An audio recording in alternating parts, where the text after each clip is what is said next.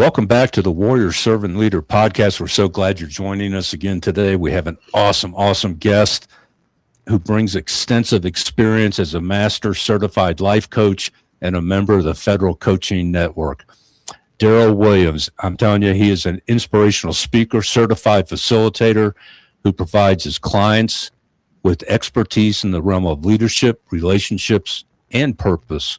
His leadership background includes 30 years of federal service, highlighted by, and this is a first for us, his induction into the White House Communication Agency Hall of Fame. His leadership coaching is based on a stellar 20-year military career where he traveled as an operations and vice presidential communications officer, leading over 500 White House missions. And we're going to talk about what I'm about to tell you next. We're going to kind of get into this. Following September 11, 2001, Darrell was selected as one of only 5 key leaders from 30 senior managers to direct emergency action communications for the Vice President of the United States, which included duties as an Air Force II command representative. Darrell, man, welcome to the show. We're so glad to hear your story, your journey, and have you share with the audience. And let's dive in. Sounds good. Thank you for having me tonight, Pat. Okay, so we were talking offline a little bit, and you're straight out of Compton, to coin the phrase, and from Compton to the White House. And I was telling you, man, I could appreciate your experience to a certain degree in Compton and the violence, because Dayton, Ohio, at one time we were worse than you out in Compton.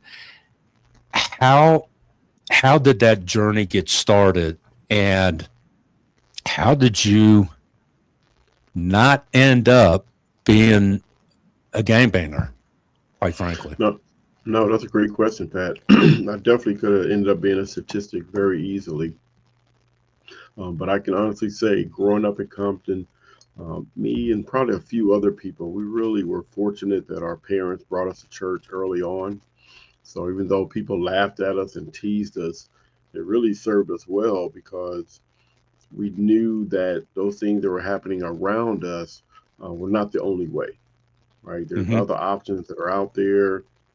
You know, they may call you corny or things of that nature, but again, it served us well because it gave us a stepping stone to do something different. And then for me, that came in the form of joining the military. I joined the Army right out of high school and never looked back. And I can honestly say, even while I was in the military, I would still go to the local chapel, the local church, wherever was on that base. And then when I went to my first duty assignment, I would find a church there, because I just knew that with my career and my faith, I just believed that it would take me further than I could have ever imagined. Never thought about the White House, honestly. Just one of those things that God allowed me to kind of walk through those doors, and was definitely nothing that I was preparing for. Wow. So when you signed up, because you weren't drafted, was your mindset, I'm here for the 4 or the 6, and then we'll see what happens down the road? Or were you going in as you had a career path, 20-year guy, and kind of had a roadmap of what you wanted to do and where you wanted to go? No, great question. I honestly did not have a real plan, right? Whether it was 4 or 6, I was just going to see where it's going to take me. When I got close to that 4-year mark and I was thinking about getting out, I remember calling my mom saying, "Hey, I'm almost finished my first enlistment, thinking about coming back." And Pat, all she would say was, "For what?" And I was like, "Well, come back home to Compton." "For what?" To find a job." "For what?" Work on my college degree. And after a while, I was like, she's right. What am I getting out for? Everything that I said I wanted to do, I could still do it there and would be better off. So I ended up signing up the first time, re-enlisting for the full 6. And then that next time I did it, that's when they had what they call the indefinite re-enlistment, where you can just re-enlist and stay to 20.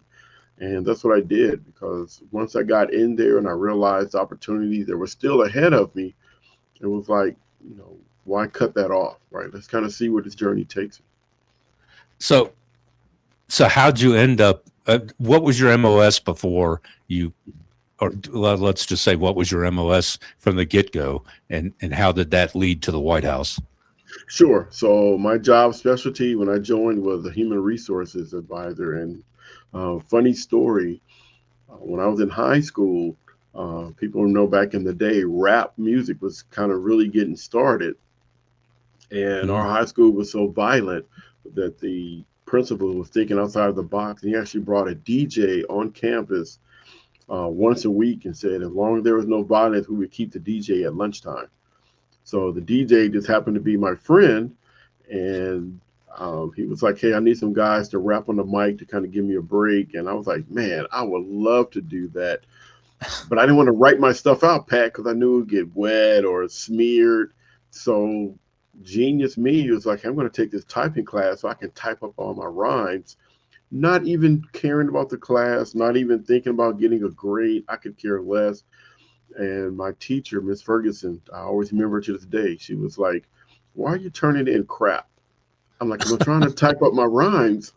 And she goes, tell you what, if you do the work right, every extra minute that you have left over, you can type up your little rhymes. And I had no idea, Pat, that I was learning the skill. So when I got Yeah. ready to join the military, they said, well, what can you do? And I was like, well, I can type.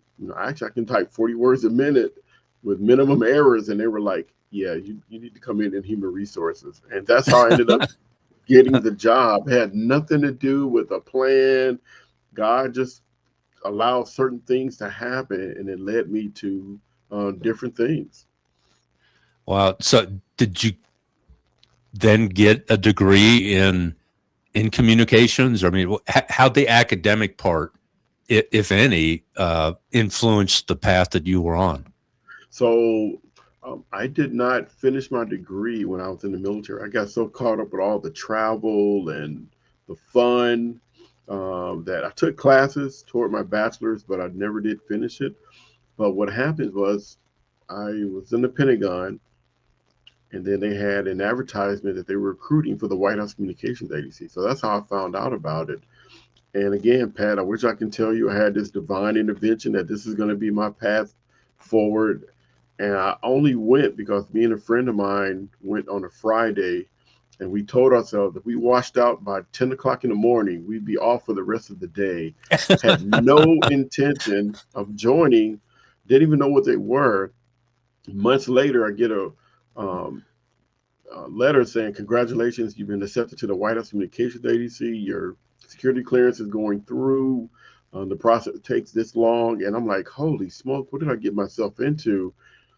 And when I got there, it was just an amazing journey of these sharp top 1% of all the military service.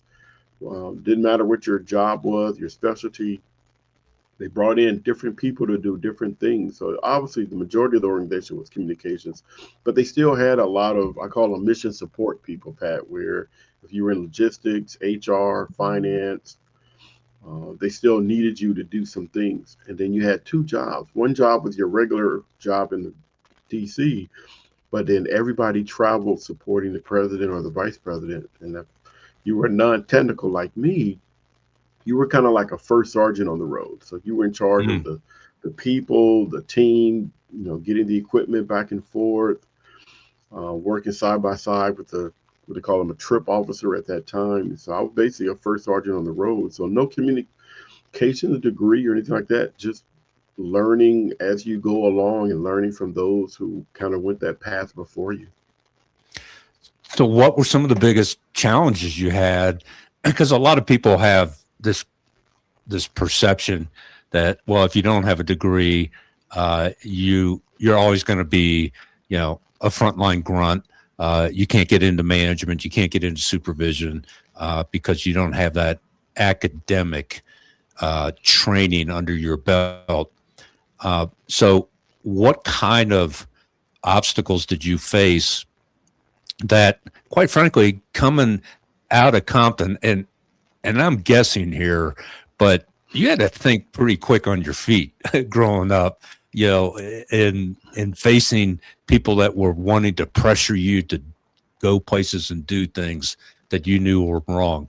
So what challenges did you face in the military? And I'd like to get more into the White House, because you were on Vice President Cheney's team, at least for that critical first term. So what are some of the hardest challenges that you faced, and what did you do to overcome them? So really, the hardest challenges that I had while I was working at the White House was, just being able to kind of think outside the box, man, because they give you basic types of, hey, here's the equipment, here's what you need to do, what you need to learn. But really, it was that ability to think outside of the box, that ability to think on your feet. And I tell people this all the time. Some of the things I did growing up in the streets helped me in the military, right? Keeping your head on a swivel, anticipating requirements, right? Not really being the smartest person in the room, but being able to ask the right questions. And then the biggest thing that helped me really was just leadership. If it was not for good leaders and mentors that poured into me and said, hey, young fella, come over here, right? Let me show you how this really works. This is how you can be successful. And really just soaking all those things up like a sponge, man. Anything that had to do with leadership, Pat, I was all over it. I wanted to do the hard trips. I didn't want the easy ones, like, oh, this is the easy trip coming up. I was like, I get that to somebody else. I want the trips where they're like, we don't know how we're going to get this done. The infrastructure is not that great. We need somebody that's really going to be cool under pressure. And I took those jobs purposely because I knew it would make me a better leader. So without compromising any confidentiality, what was your hardest trip? I mean, 500 missions, that's a lot of missions. What was probably the most challenging one you had? And we're all about taking action and crushing obstacles and pushing forward and standing up, showing up, and doing the right things. What was if you can share, what is the toughest one you had? Oh, it's not even close. The 50th anniversary of D-Day, where President Clinton went to celebrate over in Europe. That trip, man, it was like a 4-day trip. Pat, we used to put this thing together called a logistics plan that showed, where all the people were going, the equipment was going, which vehicles you're going to use. The log plan, right? It was normally about 4 or 5 pages, maybe that long. That D-Day trip, we had 25 pages of logistics. Wow. 25. Wow. All these moving parts, all these moving pieces. The timing had to be perfect. It's like, okay, we have 4 things going on this day. The people at event 1 are going to jump to event 3. The people at event 2 are going to jump to event 4. I mean, it was mind-boggling putting that together. But I learned early on, you don't have to do those things by yourself. Right. I reached out to the team lead and said, hey, here's my initial plan. You tell me what makes sense. You tell me, no, Darrell, you're off. This is not going to work. You need to do it this way. And I was one of those leaders, Pat, that listened. So when that 25-page logistics plan was put together, knowing that I had a confidence in it, but more importantly, the team had the confidence that, hey, he's got this right. We got some backups, even though things may have gone wrong or a vehicle may be late. We still had things set up as contingency plans. And like I said, that trip, I think when I came home, I think I still had nightmares. I would wake up in the middle of the morning thinking I was holding a Teams meeting, talking about, we're going to go here. Where's that equipment going? Because it was just such an impactful trip. Wow. So that kind of triggers a little different avenue I'd like to go down, I guess. Sure. In those high stress, no 2 days are the same kind of job. And and you have this technically, I don't know, I guess maybe you are technically on 24/7, but even if you're Yes. not, you have that mindset that Hmm. there's never any time I can't be at my peak and have to do something. And being in a leadership that kind of first sergeant um, position is, there's a fine line between leading by example and doing somebody else's job for them. So kind of where I'd like to pivot on this a little bit is, what did how did you learn and what did you do specifically? I mean, if you have some specific action steps to keep yourself not being the micromanager and the what do you call it, like the helicopter parent. Yes. Yes. you're always that there. So how did you balance, because I mean, you're talking vice president, the second most powerful man and someday maybe woman in the country, in the Hmm. world. Um, how did you how'd you deal with that pressure, and not only on while you're physically on operations and missions, but when you're at home and trying to have dinner, Hmm. kind Hmm. of deal. No, great question. And again, I have to, give credit to my mentors and those leaders over me because they poured into me, Pat. They were like, hey, we see something in you that we don't see in a whole lot of other people. You're quick to think outside the box. Got a good personality of working with people versus telling them what to do. And it's funny, Pat, in the church, we have this thing called spiritual gifts, right? Mm-hmm. Where we try to figure out what am I good at and how do I use that gift to move the ministry forward. And I really took the same approach when I was on those missions. It was like, I know what my gifts and my talents are. I'm a teacher, I'm a trainer. So I'd use that instead of teaching people about the Bible. I would teach them the things that I learned on other trips. And then I would also go to those leads and say, hey, do you have anybody that's kind of new, right? First time, second time. And they're like, oh, absolutely. And what I Mm. would do, Pat, is on all of my trips, I would say, let's do at least one class, whether it was a radio class, a switchboard class, a sidelight class. So I was all about training and empowering others. And what I found doing that, at first it was annoying because people were like, man, we're in Hawaii. Are you really going to make us do training? Like, absolutely. One day, Yeah. whether it's on a new piece of equipment or new way of doing something, I was known as the training guy.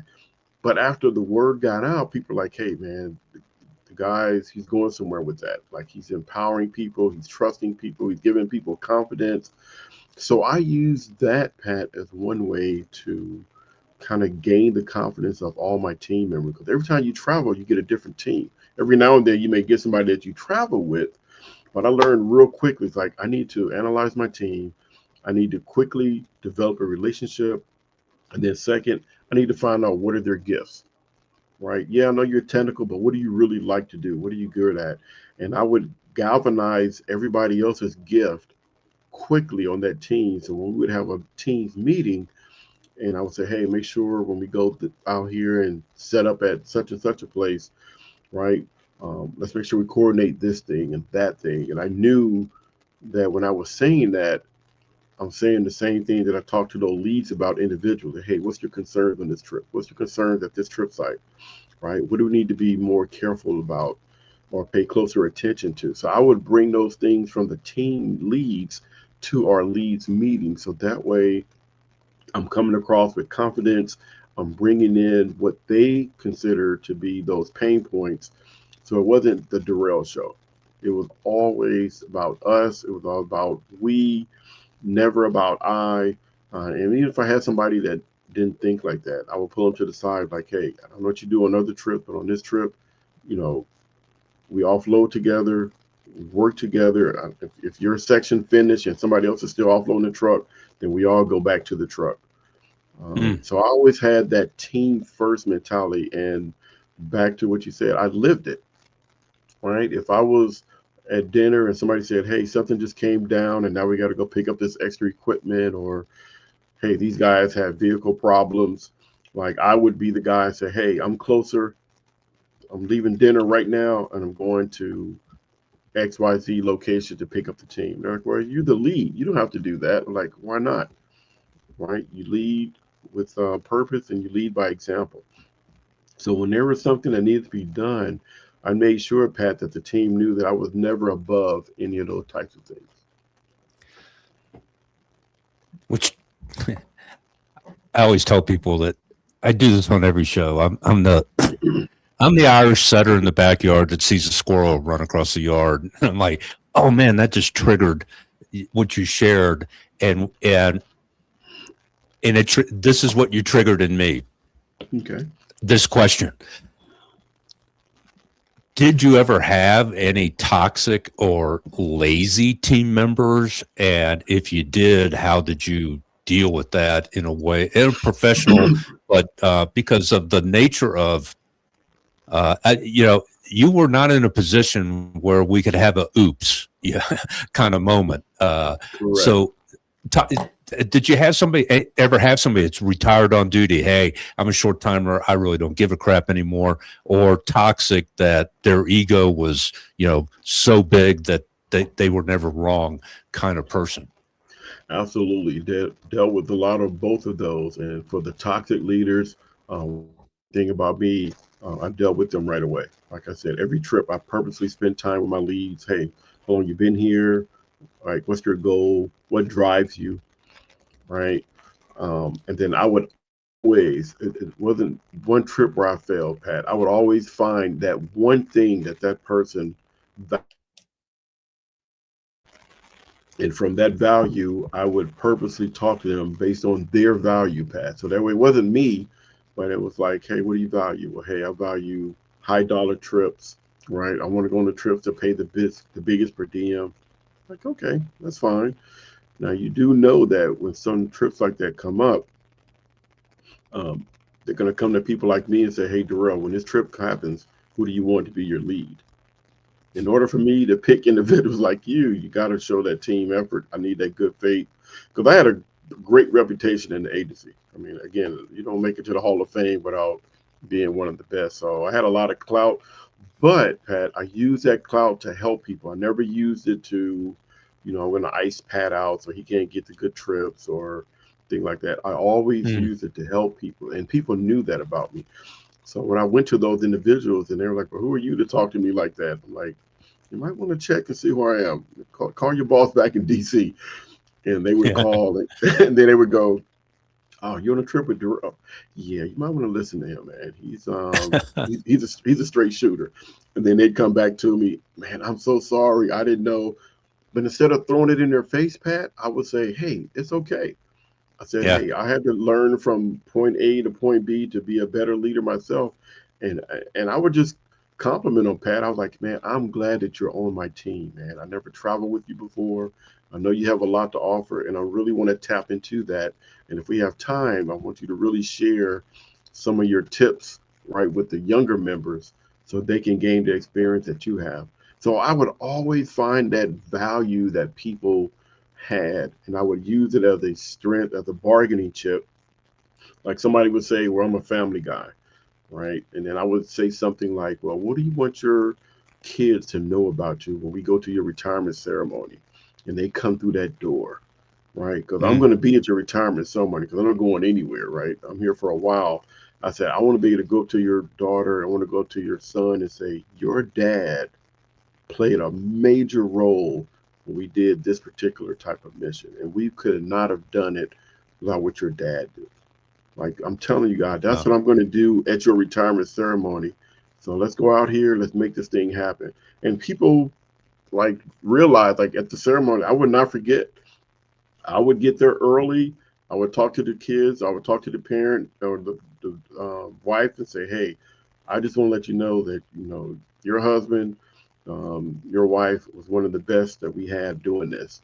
And there's a lot of missions that we could not have done without him. And I don't care who you are, man. That feels good to that person to go, one, he remembered me. Two, he was a man of his word, and he actually told my parents how great I was. That reminds me of a John Maxwell quote. Nobody cares what you say or tell them until they know that you first care for them. And then I think the follow on that is it's not what you say to people that they'll remember it. They'll remember how you made them feel. And that's, I think, one of the core leadership principles that a lot of times people that are in positions of leadership, they have the bars, stars, and stripes, that they've distanced themselves, because as you go up, you get more insulated from that first line. You're not going to see too many PFCs if you're a lieutenant, a lieutenant colonel or something, and and I think what people forget is where they came from. And what I'm hearing from you is you've never forgotten where you came from and how that made where you came from, how you felt being there, and looking back. And I'd like to get a little bit into more on the faith part, because a lot of times, when you're in public service, it's taboo to talk about your faith a lot of times. How important, and whether you recognize this as you were going through challenges or looking back on it now, how important did faith play in your journey up into where you're at right now? Oh, Pat, I can tell you, faith was the main cornerstone of who I was. I prayed before all of my trips, whether they said it was going to be easy or not easy. I prayed for my teammates, right? They didn't know it, but that's what I did when I got my trip sheet and I saw who my people were. I prayed for them. Pat, I prayed for their families, right? Because I knew, hey, there's somebody that's traveling whose wife may be pregnant, whose daughter may be sick, right? Mm-hmm. I prayed for their families all the time, whether they knew it or not. That's how deep my faith was. And then when we're on trips, like I said, trying to get to know my people, one of the things I would ask people is like, hey, I want to make sure I'm able to relate to you the best way that a leader can. So just let me know if you're a person of values or if you're a person of faith. And I want to make sure I approach you that way. Mm-hmm. Right. And people would say, oh, man, that's a great question. No, I have values. I value this. I value that. And again, Pat, I'm storing that in my memory so I know when I talk to that person, this is what they value. If it was a person that said, oh, no, I'm a person of faith, I'm Catholic or I'm a Christian, then I would remember that as well. And then like throughout that week, right, I would check up on, hey, how are you doing today? Right. Were you able to get a prayer in today? Were you able to call back and talk to your kids? Hey, how's your wife doing? I know you told me she was a little sick before the trip started. And you're like, man, you remember that? I'm like, yeah, absolutely. So my faith was everything. But the only thing I did do, because one of the leaders told me, Pat, was I needed to be a leader where people felt they could approach me. So I didn't wear a cross, right? I didn't pull out my Bible. I had it with me, when I traveled. But I just wanted people to see my actions, because I was like, if I'm a living witness of the Bible, they don't need to know that you're right, that I carry my Bible. They just need to know. Then I would have some people, Pat, they would tell me like, man, I've never traveled with a leader like you. Like, you're not selfish. You volunteer to watch the comm center equipment while we go out and drink, and you're watching the equipment. Nobody does stuff like that. Why do you do that? And I would tell them it's my values, right? I'm a person of faith, and as a person of faith, I have to live selfless service, which means I have to show it. I have to do it. And they're like, yeah, but you never quoted a scripture since we've been on this trip. I said, I don't need to quote a scripture. I try to live it. And that's how my faith played a role in it. Well, and really all good leadership advice and principles and practices. And John Maxwell, I trained under him in 2013, Awesome. and you read his books, the 21 Irrefutable Laws of Leadership, and he was a pastor. He Yes. came out of a small little Indiana town, and every single principle he talks about has a foundation in Scripture. So he can talk about, the Scripture, seek and ye shall find, knock and the Yes. door shall open, ask and you shall get an answer. Well, he talks about that is the principle of whatever you're looking for, you will find more of it. And if you're looking for the worst in your employees, or Yes. in your kids or in your neighbors, you'll find more of it. And but if you're looking for the best, you'll find more of that as well. And I've had these conversations with people, and they're going, it's. I kind of understand. I go, okay, here's what I'm going to put it to a test. Here's an experiment. I want you to get for the next 7 days. I want you to come back on the 8th day. We're going to get back together, and I want you to report back to me how many red Volkswagens did you see this week? And they come back the next week and they go, I had no idea there were so many red Volkswagens, in town. And I think I saw 25 of them. Good Why? test. Well, because I was looking for them. Exactly. And that is scriptural. Yes. So you can share the good news and the gospel with people without thumping the Bible. I carry a rosary with me everywhere, every day. And I can put my hand in my pocket and I can be praying the rosary and going through the rosary beads, and I don't have to show it. But people are gonna, because if you're one of these people that, do what I say, not what I do, then they peg you a mile away as a phony. Yes, they do.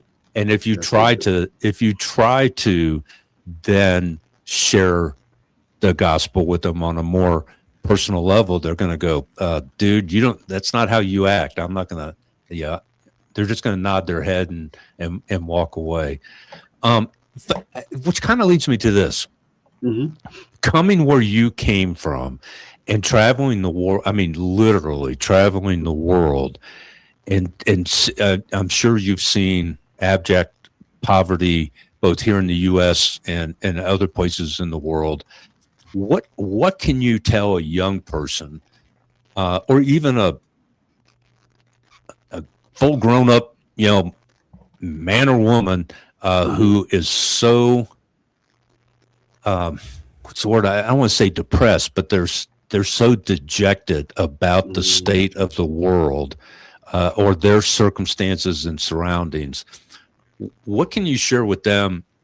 One, in the way of advice, but then two, actual concrete, hey, try doing this on a daily basis.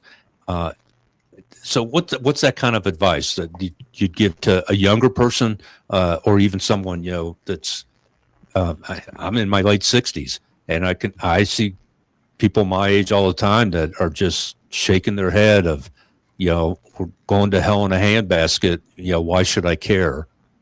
What do you tell them? No, that's a great question. I always like to use comparison type leadership styles where, again, I meet someone that says, this or that, or, there's nobody has it worse than me. And I just kind of ask them open-ended questions about, but what about that person that doesn't have the opportunity that you have, right? What about that person that can't make that choice, right? What do you think they would do if they were in your situation, right? So a lot of it, Pat, is just getting them to think differently. And then once they can do that, then they can kind of reason with themselves. And I never tell them, but at the end of the conversation, they say, you know what, Darrell? I guess the glass really is half empty or half full, depending on how you look at it. Like, I never tell them that out, put them in a position where they can come up with that conclusion on their own, right? Yeah. And then for the people that, may feel a certain way about, woe is me or things like that, it's like Mm-hmm. kind of like your analogy. It's like, hey, what other choices are there? Like, is it really this, or what's something that maybe you didn't look at? And then after I started those questioning and going down that road, I go, so let's kind of reflect back on that. Based on what you just said, you can actually pick a new job. You Mm-hmm. actually have another skill set that you haven't tapped into. And then third, you got quite a few people in your network that you haven't spoke to in a while. So it sounds like you have some options there that you really can tap into. So just getting people to understand that we all have choices. They may Yeah. seem limited in the beginning based on the way we're looking at it. But if we kind of just step away from that and really look, I think there's another road that maybe we didn't explore, or maybe we're scared, don't want to explore it, Mm-hmm. but who knows what's going to happen. And then I always ask people too, Pat, think about a time where you felt like that before, right? You felt stuck. What happened? Oh, I couldn't find a job for about 7 months. And all of a sudden, when I got ready to give up, one of my buddies saw me at the store. They said, hey, I got some extra work. And then that buddy taught me this. And then eventually I was a foreman. And then eventually I took over and started leading other projects. Yeah. And I go, so what happened? What did you learn about that moment? And again, they tell me themselves, Pat, like, you know what? There's always something around the corner. Yeah. And I'm like, so great. So if you're just right at the bend, but you haven't turned that corner yet, what if there's something else on the other side? Yeah. Right. It's, And they come up with the answers on their own, Pat. I'm smiling because everything you're just sharing. I recently read Chris Voss was the lead hostage negotiator for the Mm, FBI, particularly in international. An okay. American gets kidnapped in the Philippines or whatever. But I mean, he started out local, but has such a gift for the negotiation arena, and he talks about all the things you're saying. Is Mm, he goes, you can't tell somebody what the right answer is for them. You have to ask those questions, and he's like, never ask why. Well, why do you feel that way, or why do you think that? Because then they're going to rationalize, and you have to ask the what, the who, the how kind of questions. But he goes, the goal isn't for you to get them to say, oh yeah, you're right. mm, The goal is for them to internalize and go, hey, that's right. uh, that turning, like you say, turning the corner, because I've mhm. experienced it before. Yeah, that's right. I can experience it again, as opposed Right. to, well, yeah, you're right. Maybe I will experience it again. So, and then I'm halfway through um, uh, Robin Dreek's the Code of Trust, Okay. and he was FBI 2 counterterrorism expert, Mm, and how the whole thing of you are trying to flip somebody to to inform against their own country mm, for the safety and security of our country. Uh, mm, how do you do that? And one of the two biggest rules, the first two rules, which you've articulated without labeling it, is A, it's not about you, it's mhm, about them. And B, so that is, set your ego aside. And the second principle is, set your judgmental attitude aside. They may have yes. it in their own mind a very good reason why they are stuck where they're stuck in their own Mm, mind. You can't go, yeah, but, and judge, their choices or their. I just read it today. A guy, he says, his best friend through high school, they kind of went different directions, and he hadn't seen this guy in 3 years, and the direction that his friend was headed was towards drugs. And he goes, I saw him after 3 years, and he's still living the same life. But I've been praying for him for 3 years. And then I saw him 2 years later, still down that road, but I still kept praying for him. Out of the blue, he called me one day and said, hey, let's have breakfast. We had breakfast, and he's still stuck and whatnot, and I'm trying to share with him. And I don't see him for another 2 years, but I kept praying for him. That's and he good. Goes, yeah, this is like 12 years later, this whole journey, when the guy calls him and says, hey, let's have breakfast. And I'm thinking, oh, it's going to be the same thing. We have breakfast. He picks up the tab. His eyes are, his eyes are clear and whatnot. And then he says, hey, I joined the church. Beautiful. And so how our part that, you remember Paul Harvey. The rest of the story. Yeah, is we may never know the rest of the story of how we impacted somebody's life. But we should always live our lives that impact is going to be positive and not negative. Totally agree.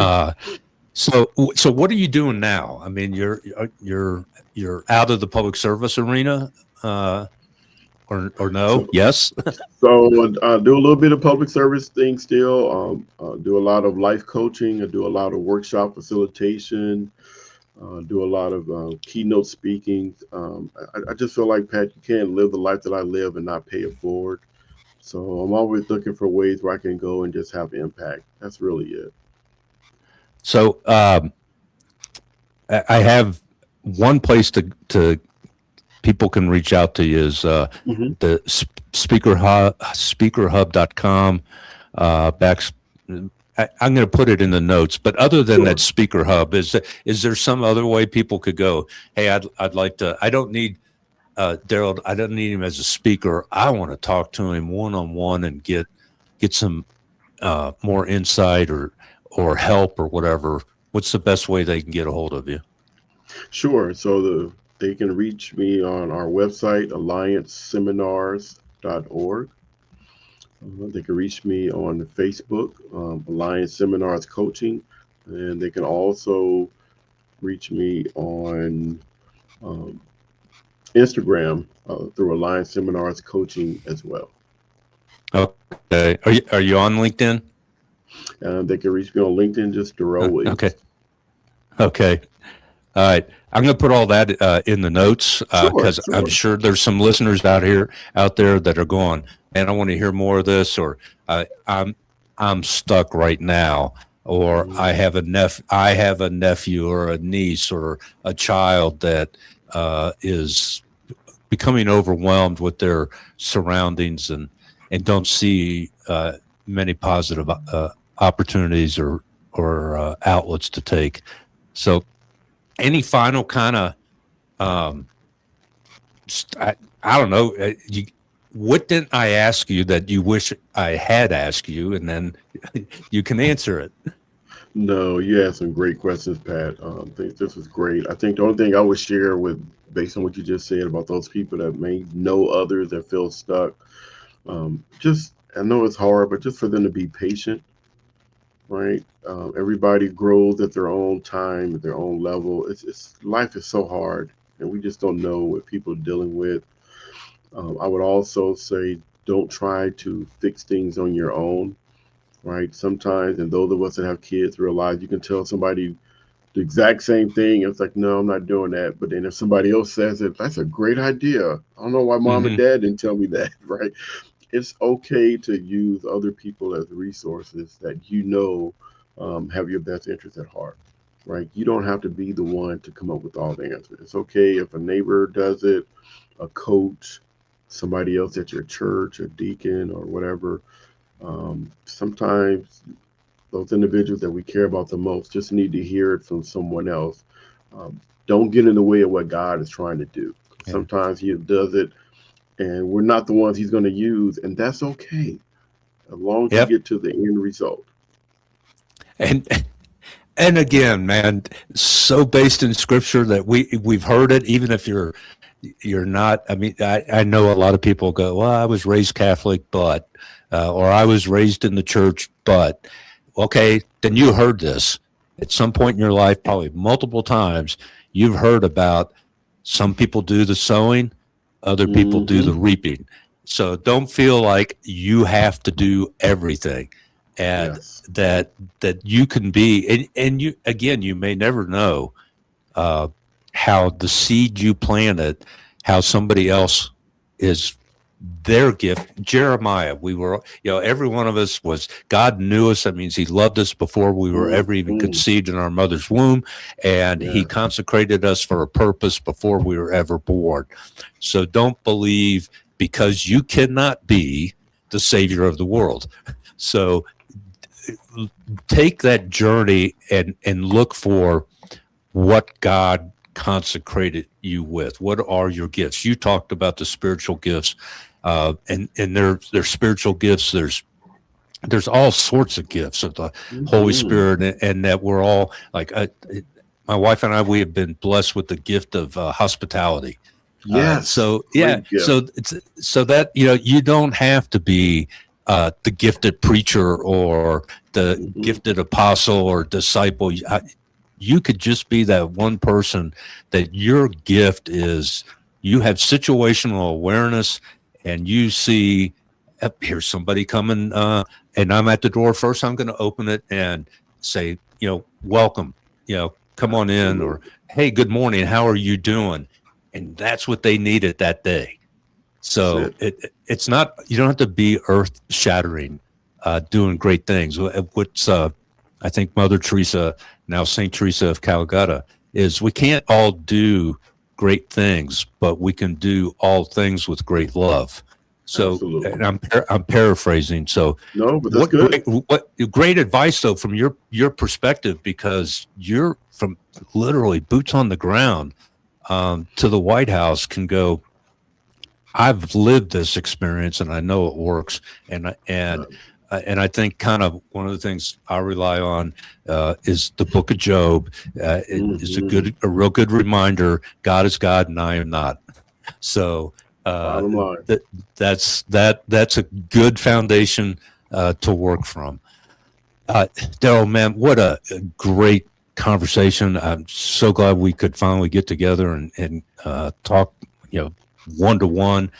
For our audience, thank you for being with us. And if you found something insightful for you, or that you're going, hey, somebody else needs to hear this message, please share it with them. Have them reach out to Darrell, have them reach out to me. We're kind of all on a lot of the same platforms. So the Warrior Servant Leader podcast.com is the absolute best place for all things involving me. Reach out and ask. And I can't speak for Darrell, but I'll speak for myself. I'm pretty sure Darrell probably has the same setup. And the first 30, I can have a 30-minute conversation with you, and there's no cost, there's no commitment or anything. Just call and ask, and we will be there to listen and to help you the way God has intended for us to help you, whatever that looks like. So as we sign off, and I still got to give a shout out. I discovered this, and they're not a sponsor, but I'm telling you, I'm a coffee drinker. Man, no coffee, no worky.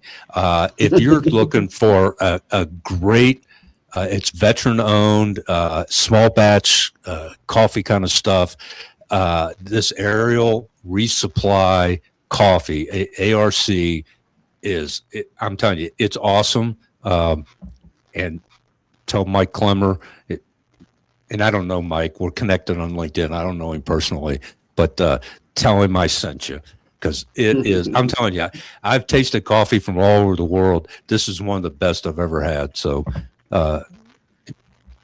go help a veteran out and support his mission and vision.